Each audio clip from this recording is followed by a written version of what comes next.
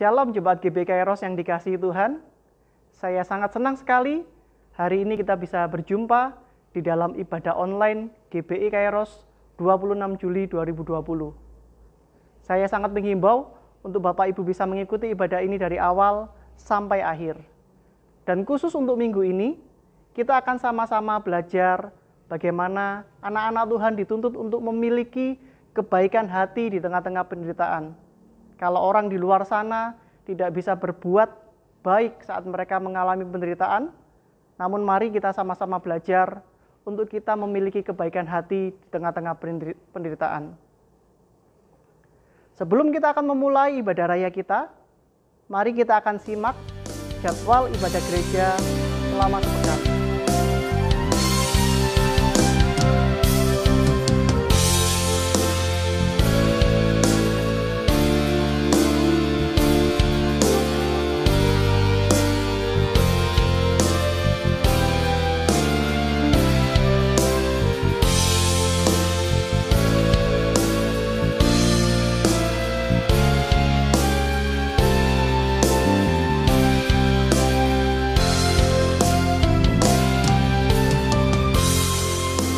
Mari kita akan sama-sama berdoa sebelum kita memulai ibadah raya kita hari ini.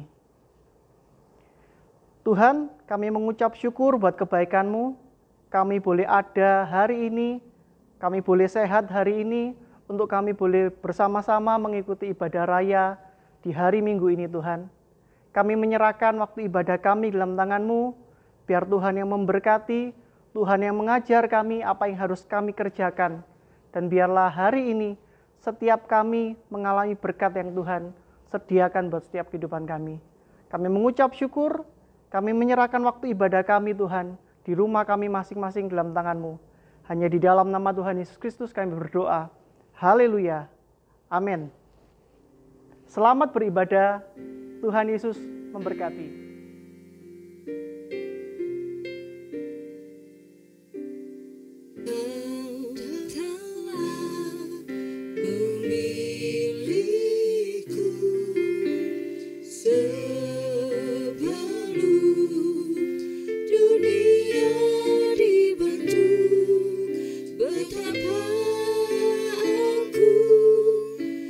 Syukur padamu, ya Tuhan.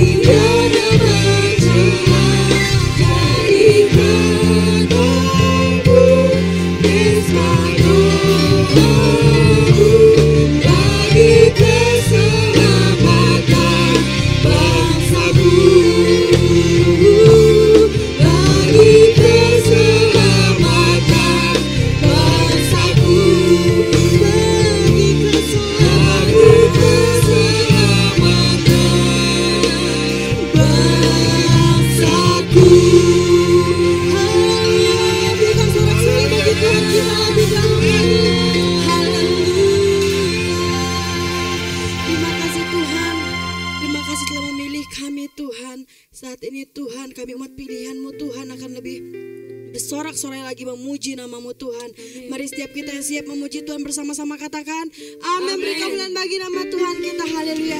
Saya undang kita semua untuk bangkit berdiri, kita mensorakan Tuhan Yesus adalah Tuhan yang baik, haleluya.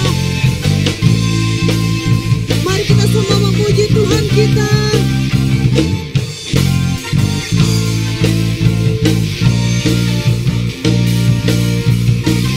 Mari katakan umat pilihan Tuhan. Mari kita semua umat pilihan Allah, dengarlah panggilannya untuk mengenapi firman-Nya. Sekaranglah waktunya untuk berdiri bagi bangsa ini. Mari maju umat pemenang. Sekali lagi katakan, mari kita semua umat pilihan Allah, dengarlah panggilannya untuk mengenapi firman-Nya. Sekaranglah waktunya untuk berdiri bagi bangsa ini. Mari maju umat pemenang. Mari bersama-sama katakan, Tuhan bagi nyatakan kemuliaan-Nya. Tuhan bagi nyatakan kebesaran-Nya. Sampai setiap lutut berteduh, semua lidah mengaku Yesus Kristus dialah Tuhan, Raja segala raja. Katakan dialah Raja. Berikan sorak-sorai kita lebih meriah untuk Tuhan kita.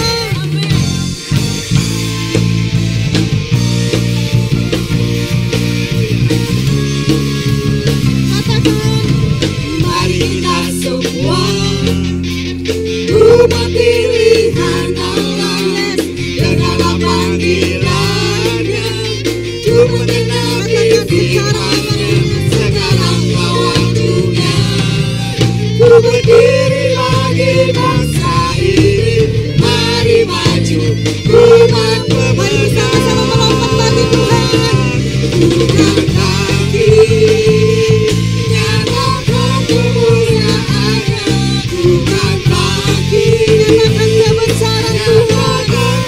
Setiap lutut bertelur, setiap lutut bertelur, semua lidah mengaku Yesus Kristus, Yesus Kristus dialah Tuhan, Raja segala raja. Katakan Tuhan bagi nyatakan kemuliaan-Nya. Tuhan bagi nyatakan kebesaran-Nya. Sampai setiap lutut berteduh, semua lidah mengaku Yesus Kristus dialah Tuhan, Raja segala raja. Dengan imanmu katakan, dialah Raja, dialah Tuhan, dialah Tuhan. Sekali lagi bersama-sama katakan, dialah Raja.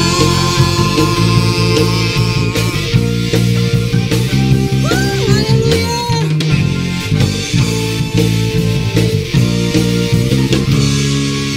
Mari setiap umat pilihan Tuhan sorakan nama Dia lebih luar biasa lagi. Haleluya. Amin.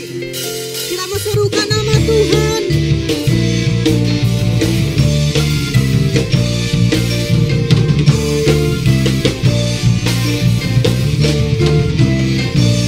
Katakan bangkit serukan namanya. Bangkit serukan nama Yesus. Maju, maju, nyatakan kuasa-Nya. Kita buat iblis gemetar. Kita buat iblis gemetar. Kalahkan tipu dayanya dengan kuasa namanya. Bangkit serukan namanya. Bangkit serukan nama Yesus. Maju, nyatakan kuasa-Nya. Kita buat iblis gemetar.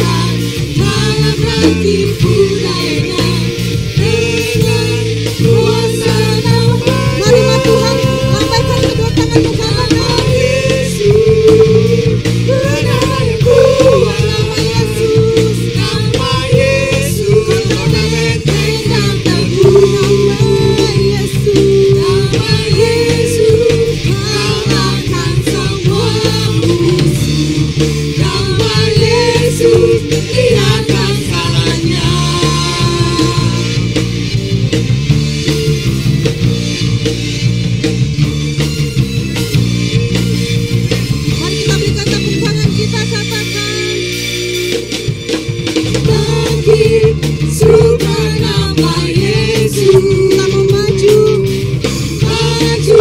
nyatakan kuasanya. Oh, kita buat iblis gemetar, kalahkan tipu dayanya. Dengan kuasa namanya, bersama-sama melambungkan tangan. Nama Yesus, bernama yang kuat. Nama Yesus, kota benteng yang teguh. Nama Yesus, kalahkan semua musuh. Nama Yesus, di atas segalanya. Sekali lagi dengan iman katakan, nama Yesus, bernama yang kuat.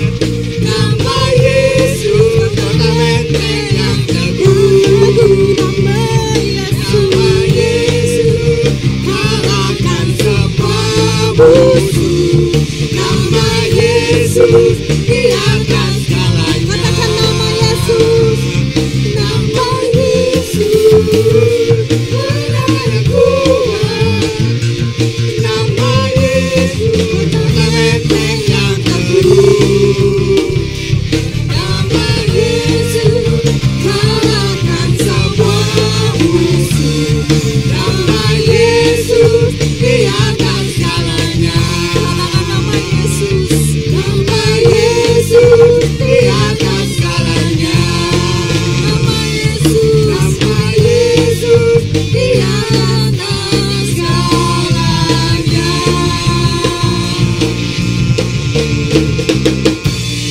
Beri kemuliaan yang terbaik buat nama Yesus. Amin. Silakan duduk kembali dalam hadirat Tuhan.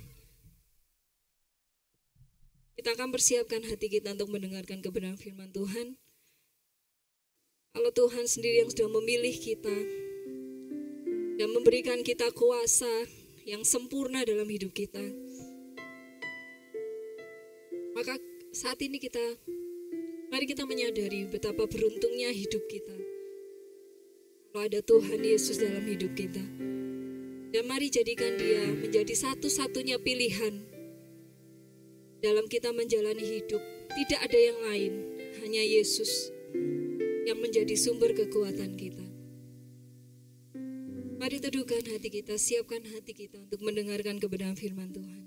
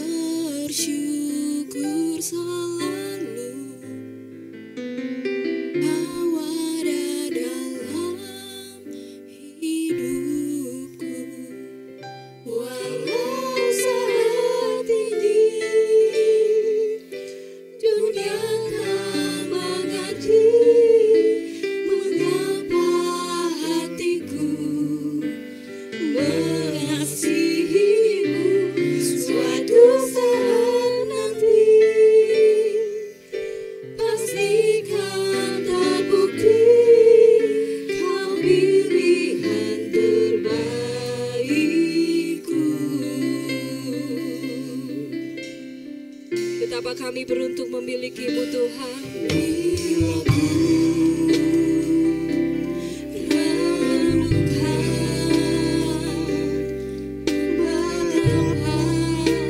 Beruntungnya diri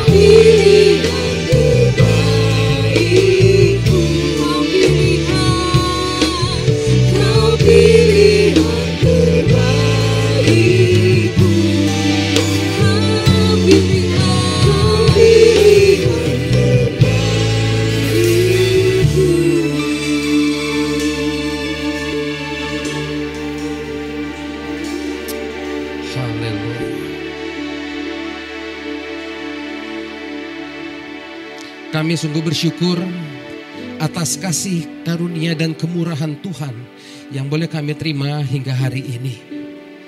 Tuhan, di dalam mengiring Engkau ada begitu banyak pergumulan, begitu berat terasa ya Tuhan.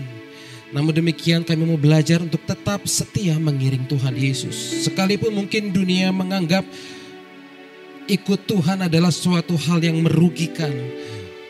Taat pada firman Tuhan adalah sesuatu yang tidak memberikan keuntungan apa-apa. Tetapi kami percaya, bagaimana firman-Mu katakan langit dan bumi akan runtuh, tetapi firman Tuhan akan tinggal tetap.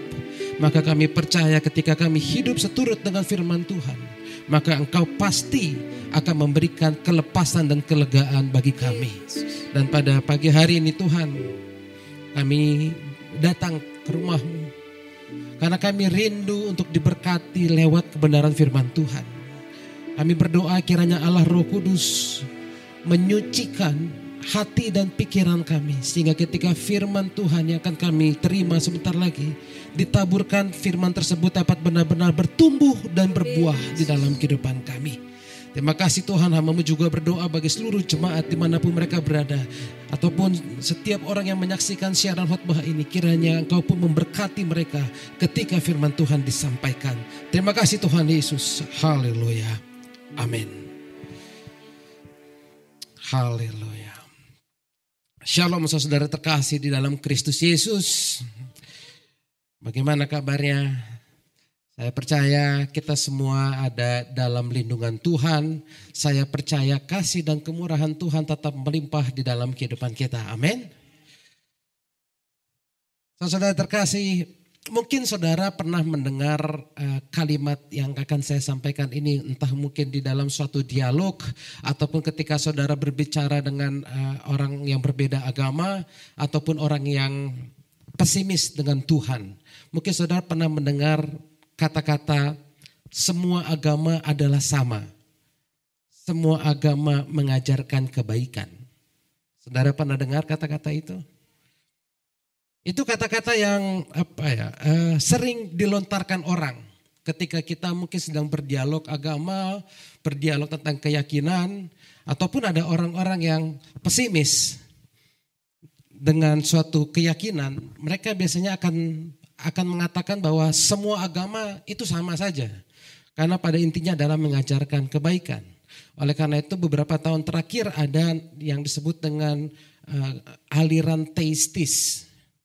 Ini adalah antitesis dari anti Tuhan atau ateis.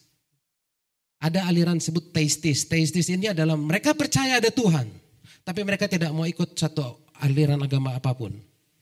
Pokoknya mereka percaya ada Tuhan. Dulu waktu saya SD ada istilah aliran kepercayaan, ya, tetapi sekarang sudah tidak ada. Nah itu kurang lebih seperti itu. Apakah benar semua agama itu sama, Bapak Ibu? Apakah benar semua agama yang di luar sana itu sama dengan Kristen? Saya katakan tidak. Jelas berbeda. Ada agama yang mengajarkan boleh wajahnya tersenyum walaupun hatinya mengumpat atau hatinya mengutuki. Ada juga agama yang mengajarkan supaya mereka memberitakan agamanya, ajaran agamanya, tetapi ketika orang menolak, maka mereka sah untuk boleh menyakiti atau bahkan membunuh orang tersebut. Saya tidak menyangkal dalam sejarah kekristenan, memang pernah ada cara-cara kekerasan seperti itu, tetapi itu dilakukan oleh oknum, oleh pribadi-pribadinya, bukan ajaran Kristus. Bukan ajaran Kristus. Ajaran Kristus tidak pernah ada kekerasan. Di dalam kekristenan yang ada adalah ketika kita ditampar pipi kiri, berilah pipi kanan. Ketika ada orang yang datang meminta bajumu, berikan juga jubahmu. Ada orang yang minta kepada Anda untuk berjalan 1 mil, Tuhan Yesus berkata berjalanlah bersama dengan dia 2 mil.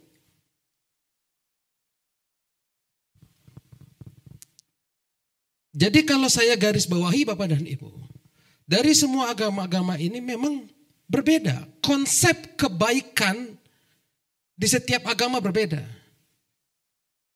Konsep kebaikan di setiap agama itu tidak sama. Konsep di sini saya berbicara tentang dasar orang berbuat baik, tujuan orang berbuat baik, maksud orang berbuat baik, itu beda-beda. Ada ajaran agama yang menganut paham mata ganti mata, gigi ganti. Kasihan kalau orang gak punya gigi ya. Mata ganti mata, gigi ganti gigi. Sehingga orang yang menganut paham seperti itu, mereka hanya berbuat baik terhadap orang yang berbuat baik kepadanya. Ada orang yang modelnya seperti itu. Oh saya kalau sama ada orang yang baik dengan saya bisa lebih baik lagi. Ya itu wajar. Tetapi di dalam kekristenan Tuhan tidak mengajarkan demikian. Kita harus mengasihi sekalipun dia adalah musuh kita. Amin. Jadi berbeda. Ada juga agama yang mengajarkan agar melakukan kebaikan supaya ketika mereka nanti mati mereka bisa naik sampai langit ke-7. Langitnya sampai ke-7. Karena kalau mereka tidak berbuat kebaikan, maka ketika mereka nanti mati, mereka bisa jadi bukan naik sampai langit ke-7, tetapi mereka bisa berubah menjadi makhluk yang lebih rendah.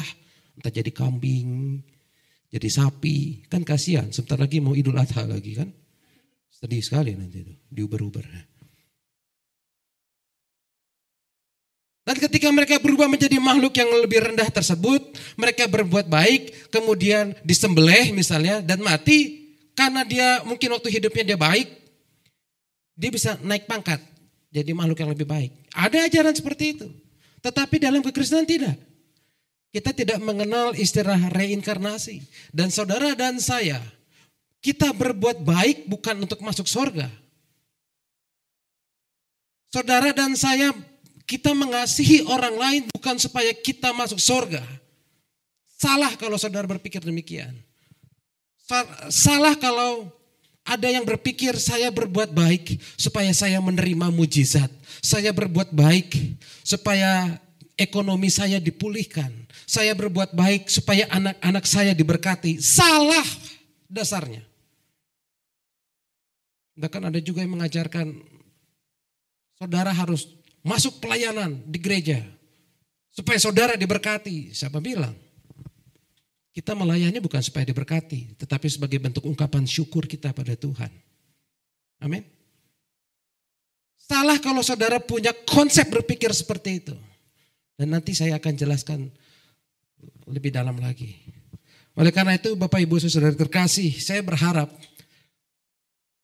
setelah saudara menyaksikan video khotbah ini atau bagi saudara yang hadir pada pagi hari ini, saudara akan mulai mengerti tentang konsep kebaikan Kristen itu seperti apa.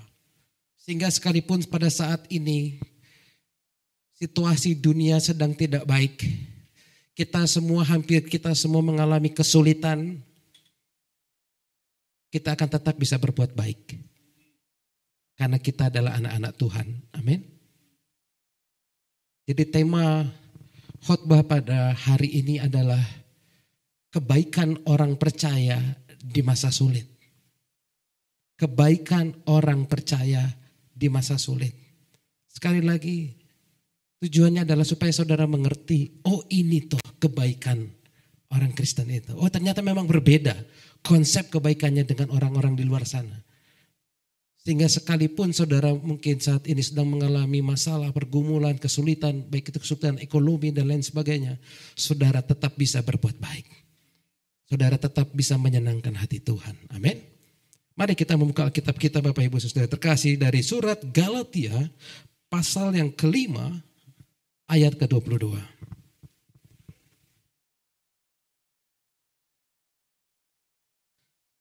Kita baca bersama-sama. 2, 3. Tetapi buah roh ialah kasih, sukacita, damai sejahtera, kesabaran, kemurahan, kebaikan, kesetiaan. Di ayat 23 ada yang sisa yang berikutnya. Tetapi pada pagi hari ini kita hanya fokus di ayat 22 saja. Sekilas supaya Bapak Ibu mengerti bahwa surat Galatia ditulis oleh Paulus. Kenapa Paulus perlu menuliskan surat ini? Karena jemaat Tuhan di kota Galatia kebanyakan adalah orang-orang non-Yahudi. Sehingga datanglah orang-orang dengan ajaran yang menyesatkan, yaitu orang-orang Yudaisme. Mereka berkata kalau kamu mau menjadi umat Allah, kamu pengen selamat, kamu harus ikuti hukum Taurat, kamu harus ikuti gaya hidup orang-orang Yahudi. Mereka paksakan semua itu kepada jemaat Tuhan di kota Galatia. Yang notabene mereka bukan orang-orang Yahudi. Nah terhadap aliran yang menyesatkan inilah Paulus merasa perlu meneguhkan iman mereka kembali. Bahwa sesungguhnya ketika kita terima Tuhan Yesus, pada saat itulah keselamatan sudah kita terima. Perlu saudara ingat, keselamatan di dalam Kristus kita terima bukan di belakang. Bukan saat kita nanti mati. Keselamatan di dalam Kristus kita terima di depan. Ketika saudara lahir baru, ketika saudara mendeklarasikan iman saudara bahwa Yesus Kristus adalah Tuhan dan Juru Selamat. Saat itulah engkau akan menerima keselamatan. Saat itulah Tuhan akan memberkati hidupmu. Pada saat itulah penjagaan Tuhan ada dalam hidupmu. Penyertaan Roh Kudus ada dalam hidupmu. Sekalipun saudara belum berbuat baik. Sekali lagi, keselamatan di dalam Kristus kita terima bukan di belakang, tapi di depan. Tuhan bayarnya upfront, di depan. Dibayar lunas. Itulah mengapa firman Tuhan katakan hidup kita bukan kita lagi, tetapi Kristus. Nah pada pagi hari ini kita belajar ada kalimat di ayat 22, tetapi buah roh. Kalau dibilang buah roh, buahnya ada 1 atau ada 9. Kita tahu buah roh ada 9. Ada 1 atau ada 9. Tetapi buah roh. Kenapa tidak ditulis buah-buah roh? Supaya saudara pahami bahwa dalam bahasa Yunani, segala sesuatunya ditunjuk secara spesifik, menggunakan kalimat yang spesifik. Dan dalam bahasa Yunani, buah roh ini karpos, dalam bentuk maskulin tunggal. Karena kalau bentuk feminin itu menjadi jamak. Jadi buah roh ini memang tunggal. Ibaratnya 1 buah dengan 9 rasa. 1 buah dengan 9 rasa. Ada kasih, sukacita, damai sejahtera, kesabaran, kemurahan, kebaikan, kesetiaan, kelemah lembutan, penguasaan diri. 9-9-nya itu harus ada di dalam diri orang percaya. Jadi kalau memang keselamatan Tuhan telah berikan di depan, bukan berarti saudara bebas berbuat dosa. Ada orang yang yang berpikir seperti itu. Wah, bebas dong kita. Yang penting kita sudah percaya Tuhan Yesus, kita berbuat dosa kan sudah pasti selamat. Apakah seperti itu? Tidak.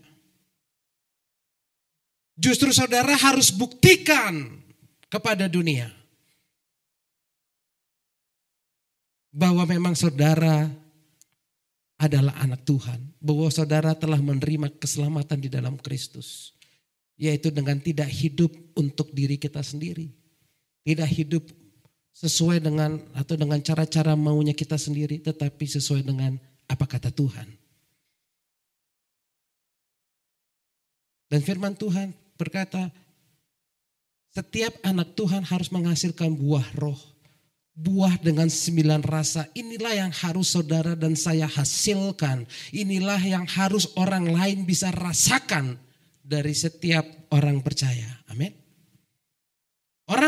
Orang lain di sekitar saudara harus bisa merasakan ketika saudara hadir, mereka harus bisa merasakan kasih, mereka harus bisa merasakan sukacita, bisa merasakan damai sejahtera dari engkau. Harus mereka bisa melihat bahwa engkau orang yang sabar, engkau orang yang murah hati, engkau orang yang baik, engkau orang yang setia, engkau orang yang lemah lembut, dan engkau orang yang mampu menguasai diri. Kesembilan itu harus ada. Karena ketika kita terima Tuhan, maka Roh Kudus sudah ada, dianugerahkan di dalam diri kita. Dialah yang akan menghasilkan buah roh ini. Dengan kata lain, kalau kita tidak mau menghasilkan buah roh ini, jangan 9 deh, 2 aja. Gak bisa. Itu artinya Roh Allah belum ada di dalam hatimu. Jadi karpos ini adalah satu buah dengan 9 rasa. Dan pada pagi hari ini kita fokus pada 2 buah roh. Yang dalam bahasa Indonesia itu kesannya mirip, tapi sebenarnya berbeda. Yaitu kemurahan dan kebaikan. Kalau saya tanya dan saya survei beberapa orang ketika saya sedang bergumul dengan firman Tuhan ini. Saya tanya apa bedanya?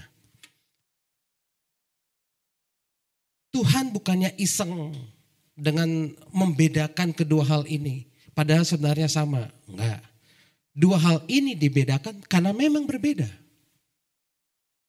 Kemurahan dan kebaikan. Apa perbedaannya?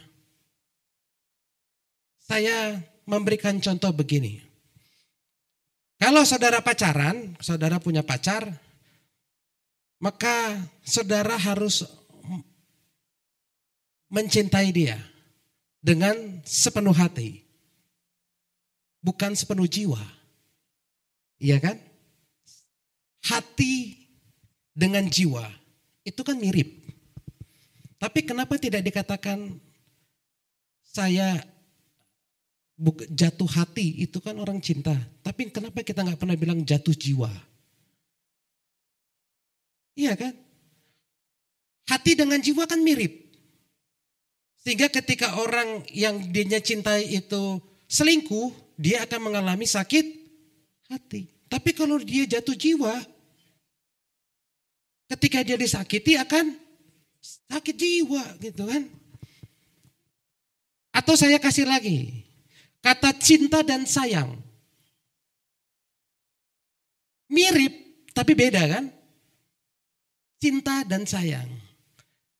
Jatuh cinta, gak pernah dibilang jatuh sayang kan. Aneh aja kan yang jatuh sayang. Tapi sebenarnya cinta dan sayang kan mirip.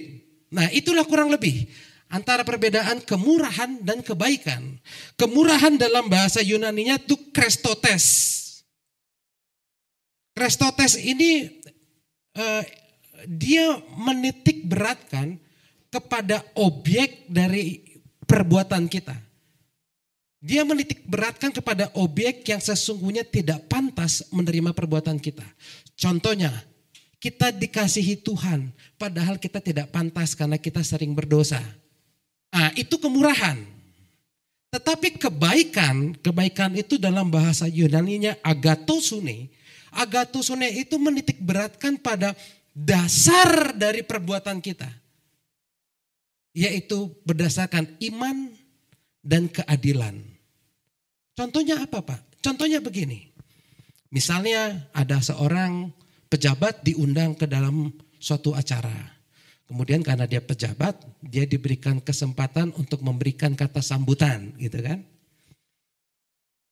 Setelah dia ngomong panjang lebar, biasanya di akhir kata dia akan bilang begini, saudara-saudara, tak ada gading yang tak retak.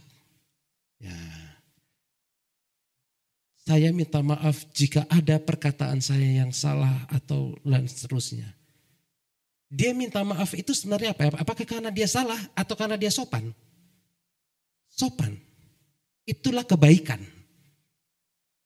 Dasar dari melakukannya adalah karena iman dan keadilan. Nah, tetapi pada pagi hari ini saya akan menggunakan satu istilah saja supaya saudara jangan jelimet. You know jelimet? Jelimet is in English. You know jelimet? Jelimet itu pushing. Ya, supaya saudara jangan pusing, saya akan menggunakan kedua istilah ini dengan satu saja, yaitu kebaikan. Tetapi saya akan menjelaskan kedua hal ini. Tetapi saya pakai istilahnya satu saja, yaitu kebaikan. Nah, dalam situasi apapun saudara-saudari terkasih, saudara dan saya harus dapat melakukan kebaikan. Entah saudara sedang senang atau sedang sedih, entah saudara sedang beruntung atau saudara sedang buntung, entah saudara sedang sehat ataupun saudara sedang sakit, saudara harus tetap mampu berbuat baik. Karena itu adalah buah roh yang harus saudara dan saya hasilkan. Itulah buah roh yang harus orang di sekitar kita yang dunia ini bisa rasakan. Nah, pertanyaannya, mengapa kita melakukan kebaikan? Yang pertama, Bapak dan Ibu, saya mengundang kita semua untuk melihat dari Efesus pasal 2 ayat yang ke-10. Karena kita ini buatan Allah, diciptakan dalam Kristus Yesus untuk melakukan pekerjaan baik yang dipersiapkan Allah sebelumnya. Ia mau supaya kita hidup di dalamnya. Kalimat yang terakhir, supaya kita hidup di dalamnya. Kalau saudara melihat Alkitab NIV, terjemahan New International Version, kalimat supaya kita hidup di dalamnya ini diterjemahkan to be our way of life, menjadi jalan hidup kita. Kebaikan itu menjadi tujuan hidup kita. Karena tujuan, maka dalam segala situasi saudara pasti akan berbuat baik. Nah, sangat menarik kalau kita perhatikan di Efesus 2 ayat 10 ini, ada dua kata yang mirip, tetapi mengapa Paulus membedakannya? Yaitu kata buatan dan kata diciptakan. Kenapa Paulus harus membedakan? Karena kita ini buatan Allah, diciptakan dalam Kristus Yesus. Ciptaan dan buatan kan mirip ya. Kenapa Paulus harus memisahkan kedua hal ini? Menggunakan dua kata yang berbeda. Tujuannya adalah kalimat yang pertama mau menegaskan bahwa semua manusia buatan Allah. Sekalipun orang jahat, sekalipun ada orang yang lagi gosipin saudara, lagi jahatin saudara, mereka itu buatan Allah loh. Mertua saudara itu buatan Allah loh. Nah, kalau ada yang lagi kesel sama mertuanya, itu buatan Allah. Semua manusia buatan Allah. Namun kata diciptakan dalam Kristus Yesus, di sini Paulus yang menulis surat ini, dia hendak menegaskan bahwa setiap umat Tuhan, setiap umat pilihan Tuhan, memang dibuat oleh Allah, tetapi tujuan dari prosesnya itu ialah supaya saudara dapat melakukan pekerjaan baik.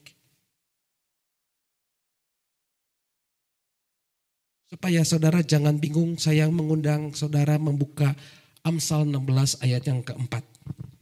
Tuhan membuat segala sesuatu untuk tujuannya. Ya, Tuhan kita bukan Tuhan yang iseng-iseng. Apapun yang Dia ciptakan pasti ada tujuan. Kita ini buatan Allah.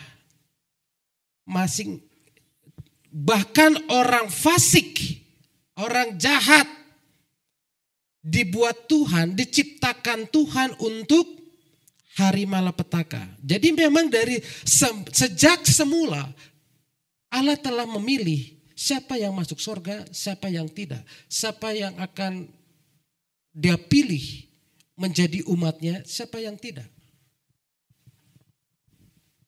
Mungkin saudara punya tetangga orang non-Kristen, dia buat baik. Kalau mati masuk surga atau tidak, sesuai dengan iman kita.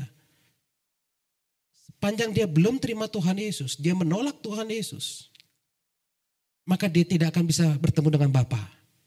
Amin. Kembali lagi ke Efesus 2 ayat yang ke-10. Kata diciptakan dalam Kristus Yesus ini merupakan inisiatif Tuhan. Efesus 1 ayat yang keempat dikatakan, sebab di dalam Dia Allah telah memilih kita sebelum dunia dijadikan supaya kita kudus dan tak bercacat di hadapannya. Dengan kata lain, kalau saya simpulkan Bapak Ibu, mengapa kita harus melakukan kebaikan? Sekalipun kita menghadapi pergumulan, sekalipun kita sedang menghadapi masa-masa yang sulit saat ini. Jawabannya hanya satu. Yang pertama adalah karena kita diciptakan dalam Kristus Yesus. Kapan kita diciptakan dalam Kristus Yesus? Allah telah menentukan sejak semula, tetapi bagi kita, yaitu saat kita lahir baru. Amin. Saat kita lahir baru. Ketika kita lahir baru, maka tujuan hidup kita bukan lagi untuk kita, tetapi untuk Tuhan. Kalau masih ada daripada saudara yang menolak untuk berbuat baik terhadap orang yang jahat, berarti saudara belum lahir baru. Kalau saudara membatasi diri saudara untuk berbuat baik hanya karena saudara sedang menghadapi kesulitan, itu artinya saudara belum lahir baru. Karena berarti saudara masih khawatir. Karena berarti masih ada roh perbudakan di dalam hidup saudara. Padahal dalam Efesus jelas dikatakan jangan ada lagi kuk perhambaan. Hal yang sama dikatakan oleh Yohanes dalam suratnya 3 Yohanes 1 ayat yang ke-11 berkata, saudara yang kekasih, janganlah meniru yang jahat melainkan yang baik. Barang siapa berbuat baik, ia berasal dari Allah. Tetapi barang siapa berbuat jahat, ia tidak pernah melihat Allah. Atau dalam Alkitab dalam terjemahan masa kini, kalimat yang terakhir dikatakan orang yang berbuat jahat belum mengenal Allah. Orang yang berbuat jahat mereka belum lahir baru. Itulah alasan yang pertama. Mengapa kita harus berbuat baik? Karena kita adalah milik Kristus.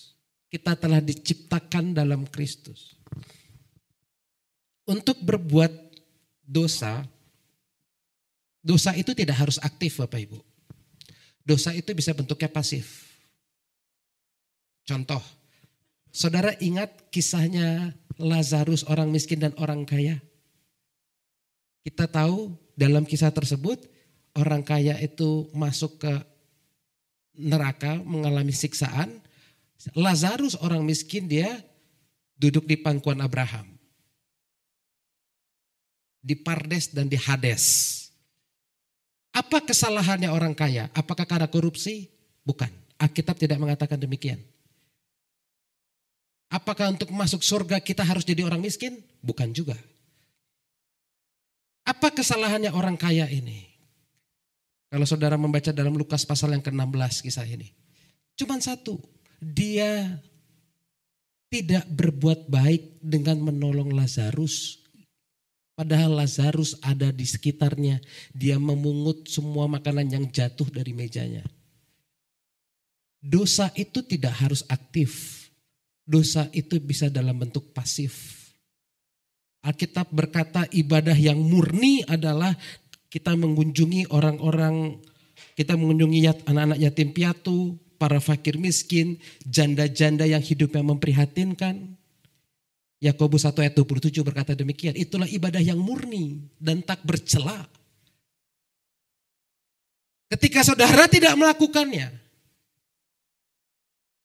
itu kan dosa pasif. Itu sudah berdosa saudara. Dosa itu tidak harus aktif. Ada orang datang ke rumah saudara sambil ngejreng minta duit. Saudara tidak mau menolong dia dengan layak ya. Nolong orang itu dengan layak. Saya tidak, jumlah itu sangat relatif. Tiap orang bisa beda-beda. Tetapi yang layak.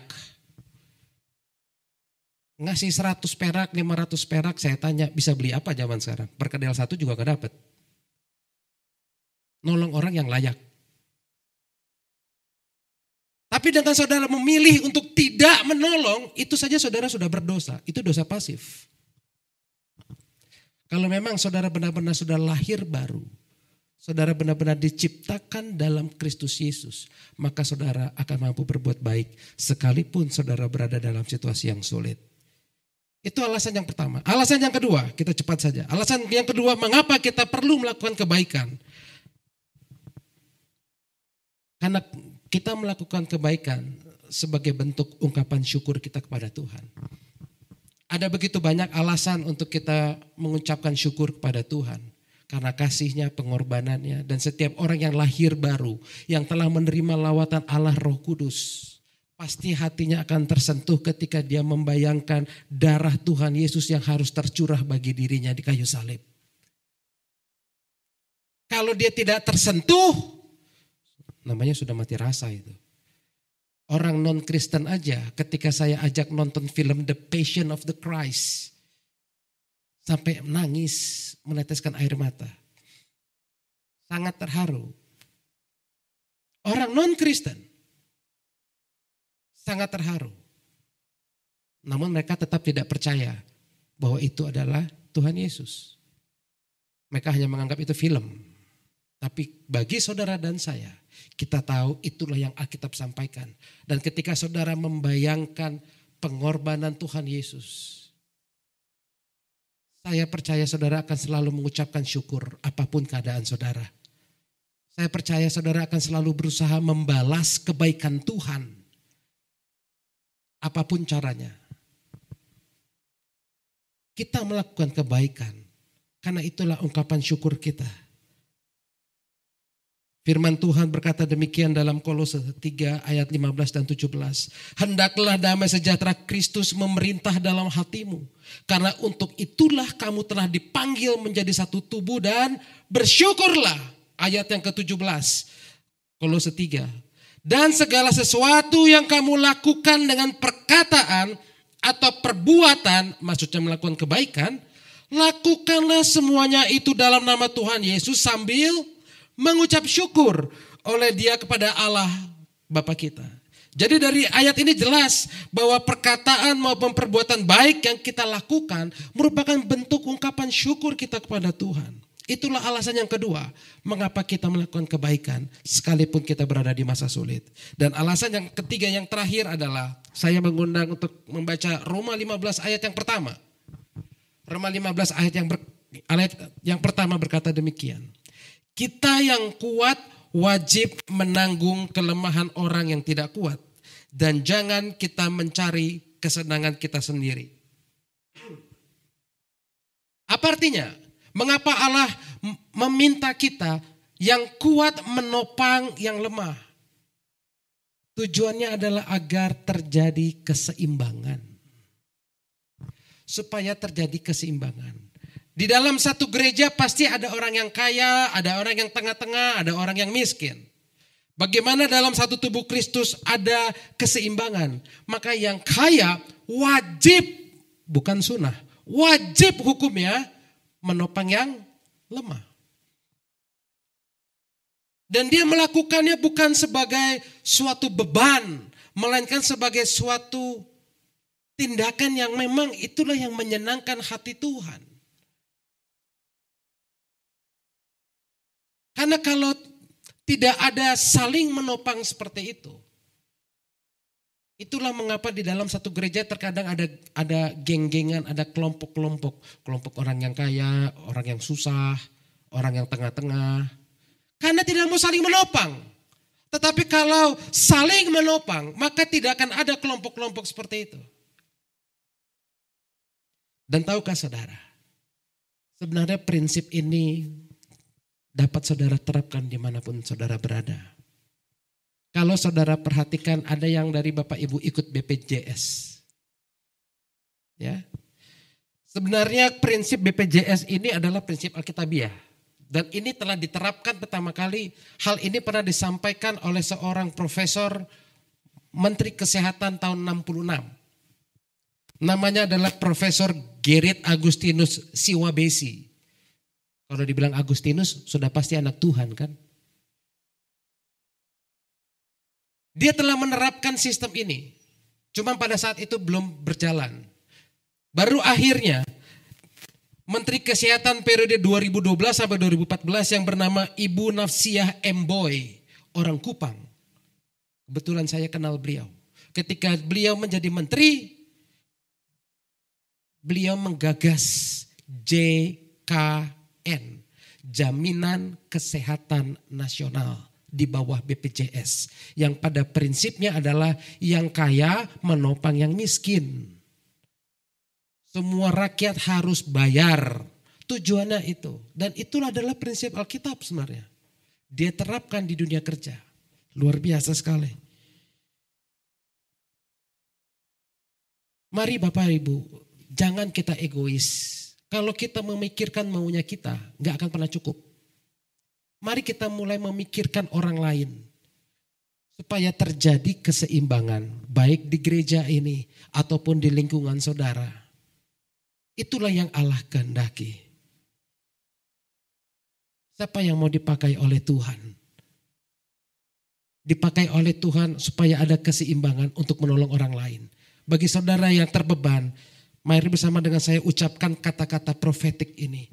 Tuhan, saya mau menolong orang lain. Berkati hidupku, pakailah aku sebagai alatmu. Amin. Saya percaya ketika saudara mau untuk menjadi berkat bagi orang lain, Tuhan akan memberkati saudara. Tuhan akan pakai saudara. Itulah ketiga hal mengapa kita harus berbuat baik. Dan pada akhirnya kita akan belajar tiga hal juga. Bagaimana? Nah, ini kan pertanyaannya. Lalu bagaimana Pak praktisnya kita berbuat baik itu? Yang pertama saudara terkasih, kita membuka dalam Amsal pasal yang ketiga. Ayat 27 dan 28. Amsal pasal yang ketiga ayat 27 sampai 28 kita akan belajar bagaimana kita bisa berbuat baik. Kalau tadi kita sudah belajar dasar kenapa kita harus berbuat baik. Mengapa kita harus melakukan kebaikan. Karena pertama kita diciptakan dalam Kristus Yesus atau karena kita sudah lahir baru. Yang kedua karena apa tadi? Yang kedua karena kita berbuat baik sebagai bentuk ungkapan syukur kita. Dan yang ketiga supaya terjadi keseimbangan sebagaimana yang Allah kehendaki. Sekarang bagaimana kita bisa berbuat baik? Amsal 3 ayat 27 sampai 28 berkata demikian. Perikopnya berjudul anjuran untuk berbuat baik.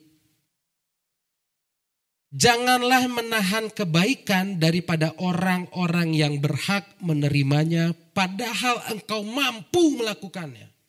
Nah ini. Janganlah engkau berkata kepada sesamamu, pergilah dan kembalilah besok akan kuberi. Besok ya, ada orang yang besok ya, nah, itu maksudnya. Sedangkan yang diminta ada padamu.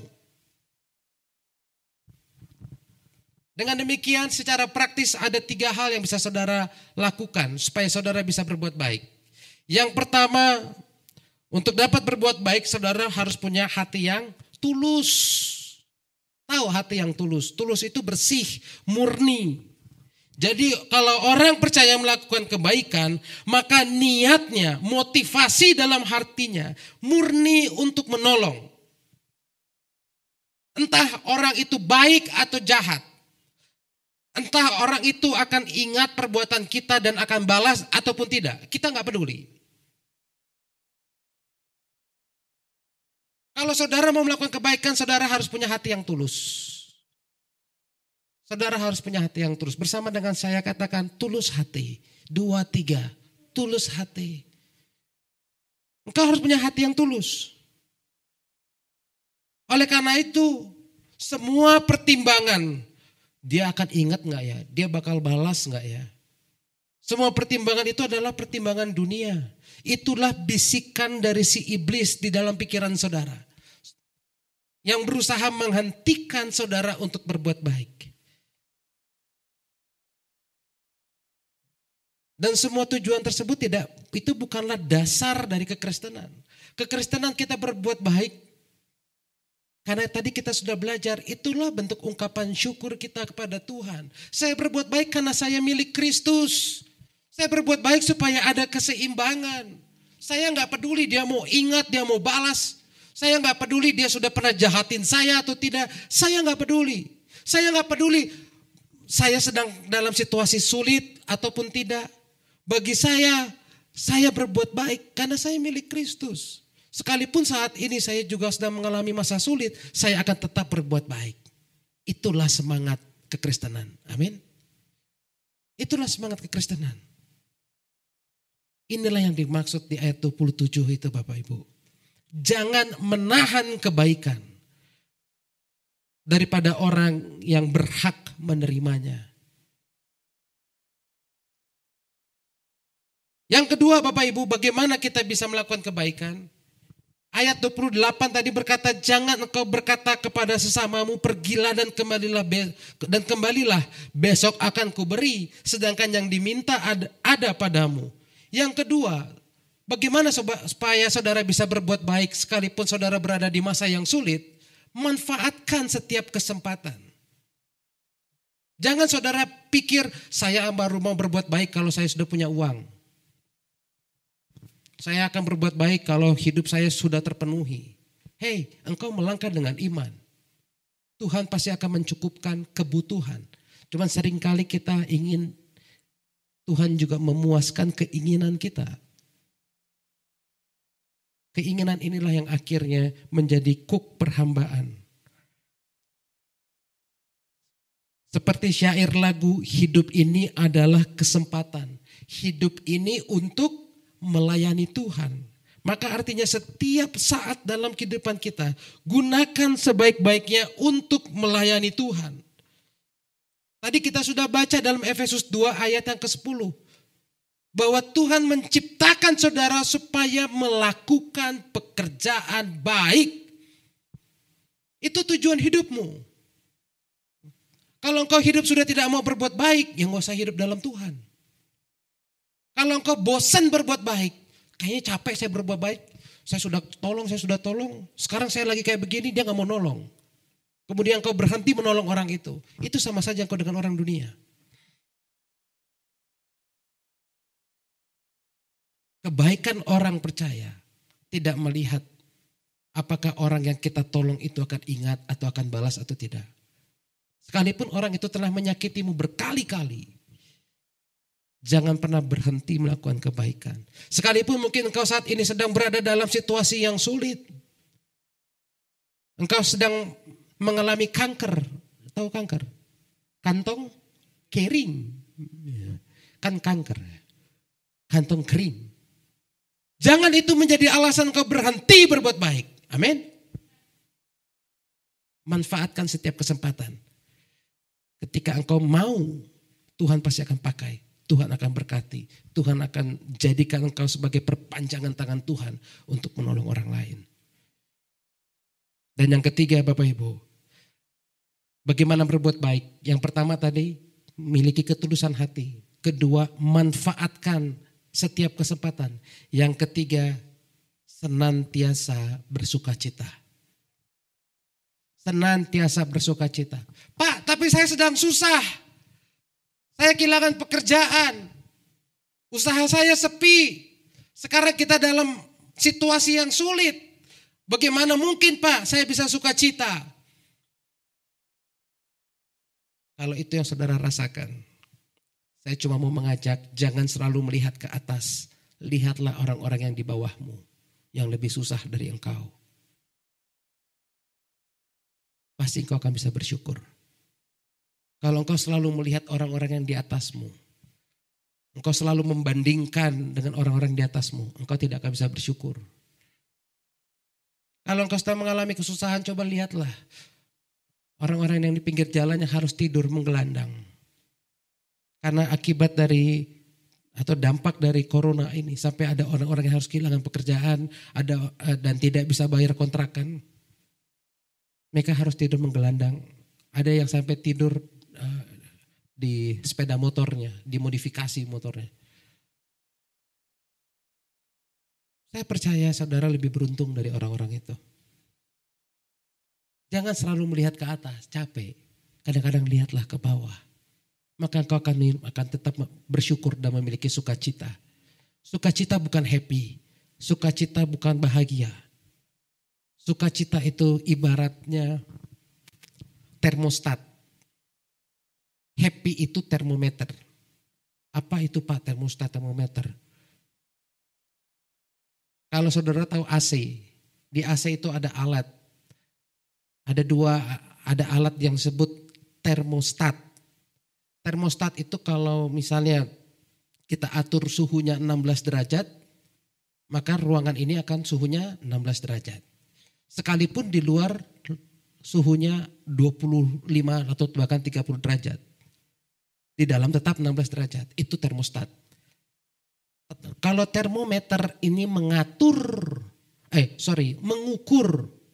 suhu udara di satu ruangan. Kalau di satu ruangan ini 27, termometer akan menunjukkan angka 27. Itulah happy. Happy itu tergantung kalau kita lagi diberkati, kita lagi banyak duit, ya kita happy, kita senang. Tapi kalau termostat itu adalah sukacita. Apapun situasi yang terjadi kita bisa setel hati kita. Saya mau tetap bersyukur. Saya mau tetap bersukacita. Sekalipun mungkin kau saat ini sedang mengalami sakit penyakit, engkau akan tetap memiliki sukacita. Ketika orang tua saya mungkin pernah saksikan ini, harus divonis kanker.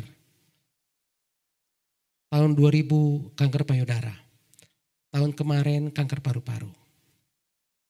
Setiap kali saya mendampingi, saya selalu mengajak dia bernyanyi, hati yang gembira adalah obat. Terus dinyanyikan itu. Bulan Desember, ibu saya, mami saya, dia tidak bisa lagi kemo. Kemonya dihentikan sementara. Karena efek dari kemo itu ternyata ada berdampak pada ginjalnya.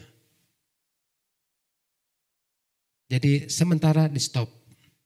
Nanti tunggu 2-3 minggu lagi kita akan mulai. Tapi 2-3 minggu kemudian sudah akhir tahun. Karena ini rumah sakit Katolik. Jadi dischedule-kan awal Januari. Awal Januari dicek juga masih tidak bisa juga. Ginjalnya belum bisa untuk menerima kemoterapi. Karena kemoterapi itu kan obatnya keras. Gak bisa. Dan setiap kali ibu saya kesana, saya selalu katakan, "Mi tetap sukacita, jangan kehilangan sukacita." Dan saya waktu itu berdoa, saya katakan begini, saya ucapkan kalimat profetik saya, "Mi, inilah adalah cara Tuhan untuk menghentikan Mami tidak perlu kemoterapi lagi dalam nama Tuhan Yesus. Gak perlu lagi Mami kemo, ini caranya Tuhan. Inilah alasan Tuhan. Jangan melihat itu karena Mami saya dengan saudara-saudara saya sempat pikir, aduh kalau gak bisa kemo nanti gimana gitu loh. Takutnya malah kanker semakin parah." Saya bilang enggak. Dalam nama Tuhan Yesus, inilah caranya Tuhan. Mami gak perlu kemo. Seiring berjalannya waktu terjadi corona. Malaysia lockdown. Sampai detik ini mami saya belum kemo. Dan puji Tuhan, sampai saat ini mami saya sehat. Kenapa? Karena saya bilang hati yang sukacita, hati yang gembira itu resep dari sorga. Kalau engkau selalu memiliki sukacita, engkau tidak akan menahan diri untuk berbuat baik. Kalau engkau memiliki hati yang penuh sukacita, engkau tidak punya alasan untuk tidak menolong orang. Itulah mengapa dalam suratnya Paulus berkata dalam Filipi 4 ayat yang keempat, bersukacitalah senantiasa di dalam Tuhan. Sekali lagi kukatakan, bersukacitalah. Orang yang sukacita hatinya tenang. Sekalipun dia mungkin saat ini gak punya duit. Sekalipun mungkin saat ini dia masih sakit. Dia akan tenang dan dia akan tetap mampu berbuat baik. Oleh sebab itu Bapak Ibu Saudara terkasih, milikilah sukacita supaya saudara mampu memberi. Dan sebagai kesimpulan saya undang pemain musik maju ke depan.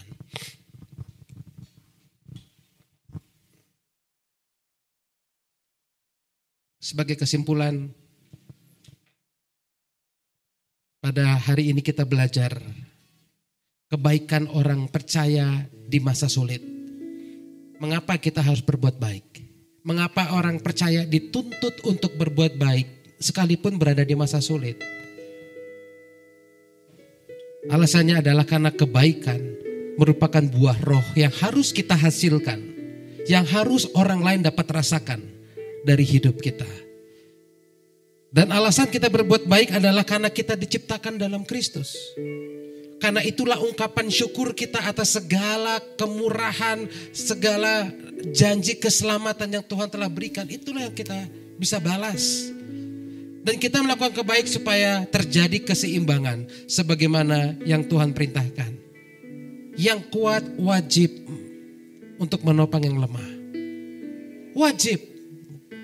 Karena itu wajib, saudara tidak perlu hitung-hitungan. Saudara tidak perlu pilih-pilih. Bagaimana kita dapat berbuat baik? Kita belajar supaya kita bisa berbuat baik. Milikilah hati yang tulus.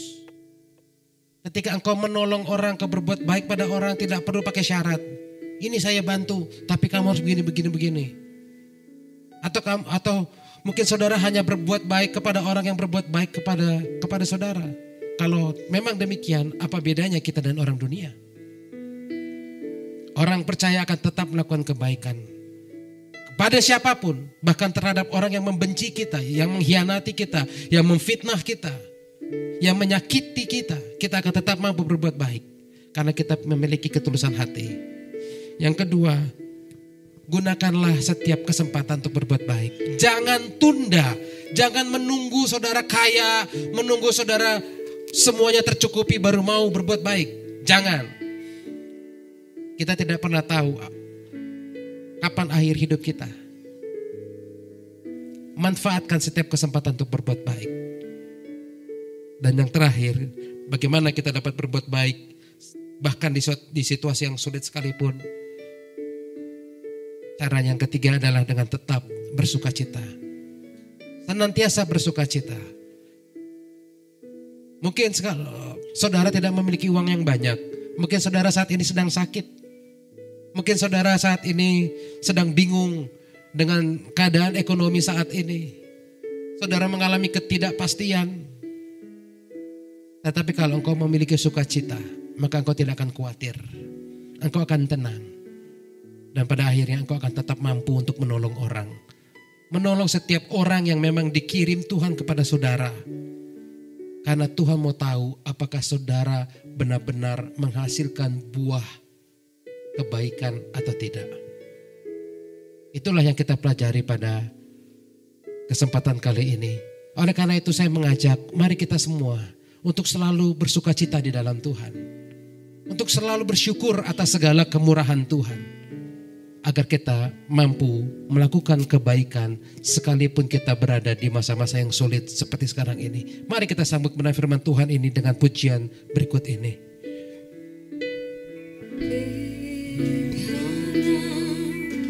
Kemurahan Tuhan ku ada sampai hari ini. Oleh karena kebaikan Tuhan, janji-Mu terjadi baik. Sekali lagi, oleh karena kemurahan Tuhan. Oleh karena kemurahan Tuhan ku ada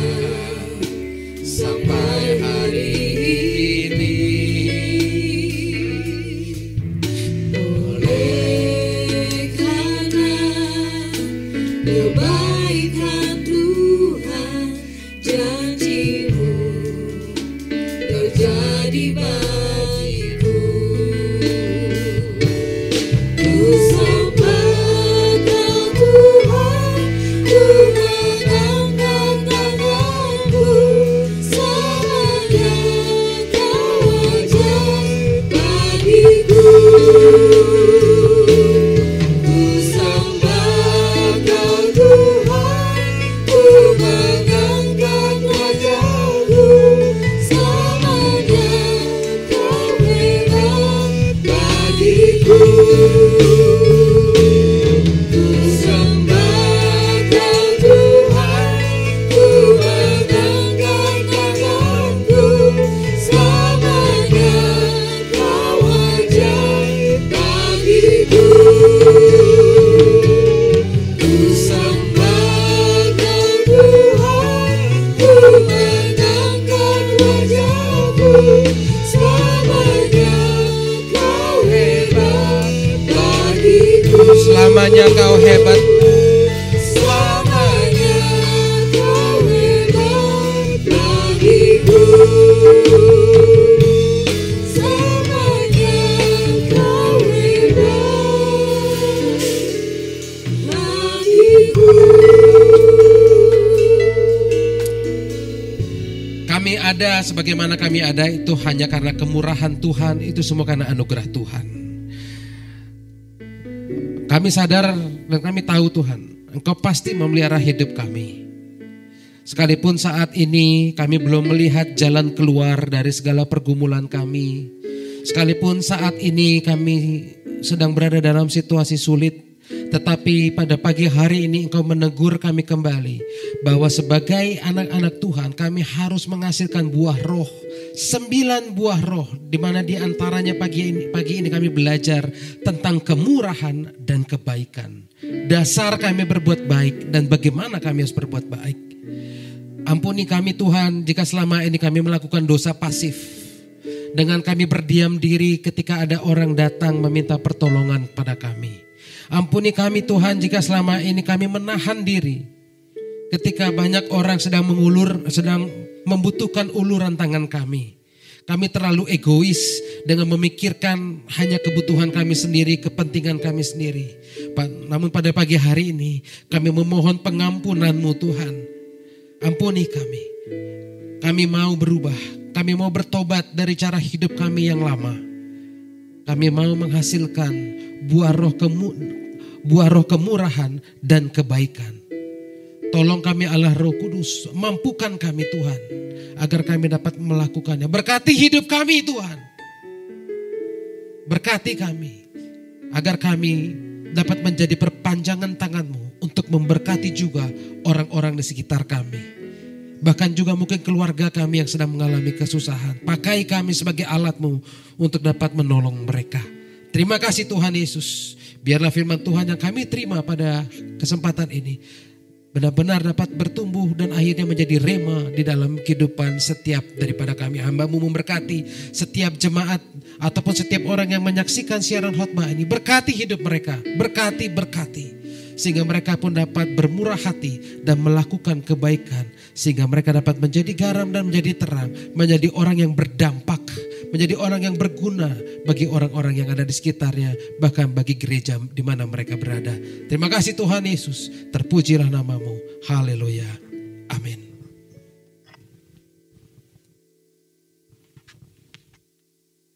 Tuhan, terima kasih untuk kebenaran firman Tuhan yang sudah ditaburkan. Biarlah Tuhan sendiri yang menambah-nambahkan hikmat untuk hamba Tuhan yang sudah menyampaikan kebenaran firman Tuhan. Sekali lagi saya mendorong untuk kita semua tidak hanya menjadi pendengar firman, tapi kita juga mau menjadi pelaku firman, sehingga firman itu hidup dan menghasilkan buah yang pasti, buah yang baik dalam hidup kita. Untuk Bapak Ibu yang rindu untuk menabur buat pekerjaan Tuhan di tempat ini, Anda bisa menaruh persembahan di dalam amplop dan nanti waktu pulang bisa langsung ditaruh di dalam kotak. Dan untuk Bapak Ibu yang ada di rumah, bisa transfer di nomor rekening yang ada tertera di layar nanti, sehingga kita akan sama-sama menggunakan persembahan Bapak Ibu untuk kelebaran kerajaan Tuhan di tempat ini. Sebentar kita juga akan menaikkan doa syafaat. Mari saya undang sekali lagi kita semua bangkit berdiri di dalam hadirat Tuhan. Kita akan menaikkan doa-doa kita untuk bangsa dan negara kita.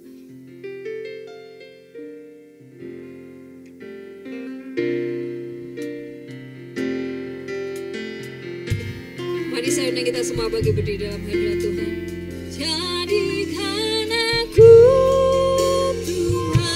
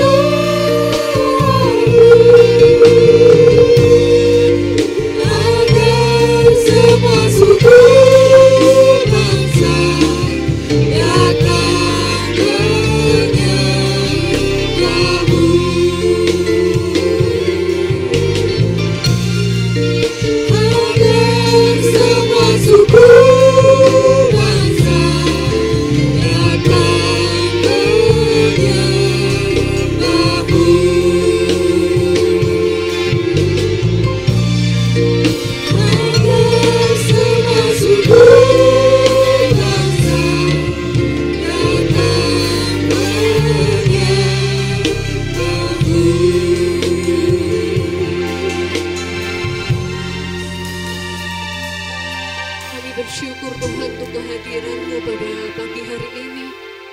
Kami mengucap syukur Tuhan ketika Engkau melawat kami Tuhan. Kami bersyukur Tuhan untuk setiap rancangan-Mu atas hidup kami Tuhan.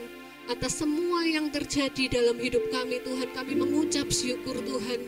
Kami percaya ada rancangan dan rencana Tuhan yang sedang terjadi dalam hidup kami Tuhan. Hari ini ketika kami dapat menyembah Tuhan, kami juga bersyukur Tuhan, di mana hari ini kami masih bisa bernafas, kami masih bisa menikmati hari ini, mengucap syukur untuk hari yang Kau beri bagi kami Tuhan. Kami berterima kasih Tuhan. Saat ini kami mau bersatu hati berdoa bagi bangsa kami Tuhan. Biar belas kasihan-Mu turun bagi bangsa kami Tuhan. Kami percaya Tuhan Yesus, kami memposisikan diri kami Tuhan untuk menjadi orang-orang yang berdiri atas bangsa ini Tuhan. Seperti mata hamba laki-laki memandang kepada mata Tuhan, kepada tangan tuannya, seperti mata hamba perempuan memandang kepada tangan nyonyanya. Demikianlah kami Tuhan memandang kepada Engkau Tuhan, memohon belas kasihan-Mu bagi bangsa ini Tuhan. Biar Engkau Allah yang menolong bangsa kami Tuhan, bangkit dari segala situasi kondisi yang ada Tuhan. Pemulihan atas negeri kami boleh terjadi Tuhan. Dari setiap dampak virus COVID Tuhan, kami percaya Engkau Allah yang sedang merenda Tuhan, menolong atas negeri kami Tuhan. Kami bersyukur Tuhan Yesus bahwa Engkau Allah yang ada melawat bangsa kami hingga saat ini Tuhan. Kami rindu Tuhan ada hujan awal, hujan akhir yang sedang terjadi. Hujan pertobatan bagi bangsa ini Tuhan. Hujan pertobatan juga bagi kota kami, kota Malang Tuhan. Kami berdoa Tuhan supaya damai sejahtera-Mu Tuhan turun bagi bangsa dan kota kami Tuhan. Pemulihan terjadi saat ini Tuhan. Dalam nama Yesus segala aspek kehidupan di bangsa ini dipulihkan Tuhan. Pariwisata, perekonomian, semuanya Tuhan, pendidikan Tuhan dipulihkan Tuhan. Kami mengucap syukur Tuhan. Kami percaya akan ada perbuatan Allah yang dahsyat yang terjadi Tuhan. Kami bersyukur Tuhan. Kami juga berdoa untuk gereja kami Tuhan, GPI Kairos, baik yang di pusat maupun ke Panjen Tuhan. Kami percaya Engkau Allah yang memegang gereja kami Tuhan. Engkau yang menuntun kami dengan tangan kuat-Mu Tuhan. Tangan kuat yang membawa kemenangan. Kami percaya atas apapun yang terjadi di gereja ini Tuhan. Kami mau katakan segala perkara dapat kami tanggung di dalam Engkau Allah yang memberi kekuatan kepada kami Tuhan. Kami percaya Tuhan Yesus bahwa Engkau juga memimpin gembala kami Tuhan. Bapak Agus Setiaputra, biar Engkau Allah yang memberikan hikmat, marifat surgawi. Engkau yang memberikan roh double porsi-Mu Tuhan. Engkau yang memberikan visi yang semakin dipertajam.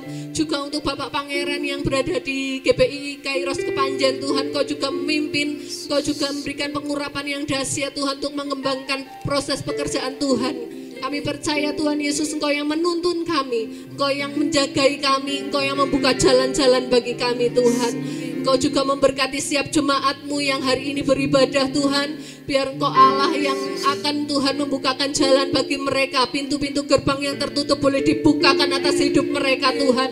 Kami percaya diberkati orang-orang yang mengandalkan Tuhan, yang menaruh harapan kepada Tuhan. Mereka akan seperti pohon yang ditanam di tepi aliran air, yang tidak pernah kering daunnya, yang akan menghasilkan buah pada setiap musimnya Tuhan. Kami bersyukur Tuhan untuk hari ini. Kami mau siapkan hati kami untuk terima yang terbaik dari Tuhan. Haleluya. Mari kita angkat tangan kita bersama-sama, arahkan pandangan kita kepada Tuhan, dan kiranya Bapa menyinari wajah-Mu dengan damai sejahtera, dan kiranya Bapa menyinari wajah-Mu dengan kasih karunia, dan melimpahkan kuasa-Nya yang berlimpah-limpah atas kita. Diberkatilah keluarga-Mu dan seluruh isi rumah tangga-Mu. Diberkatilah pekerjaan-Mu dan usaha yang Kau kerjakan dibuat berhasil dan beruntung. Diberkatilah keluar masuk-Mu Tuhan yang menjadi perlindungan kita. Dan diberkatilah kesehatan-Mu. Dan di dalam Tuhan ketika kita melekat kepada Tuhan, Tuhan yang menghindarkan dari segala sakit penyakit apapun. Dan kiranya kasih karunia Tuhan Yesus Kristus, kasih sayang dan juga damai sejahtera-Nya, persekutuan yang manis dengan Roh Kudus terus mengalir dalam kehidupan kita, menguatkan kita, membimbing kita sampai Maranatha Tuhan datang kedua kali. Mari kita yang percaya dan menerima berkat Tuhan, sama-sama katakan amin. Terima kasih Tuhan Yesus, berkati sampai dengan hari Rabu untuk ibadah Intimate Worship and Pray.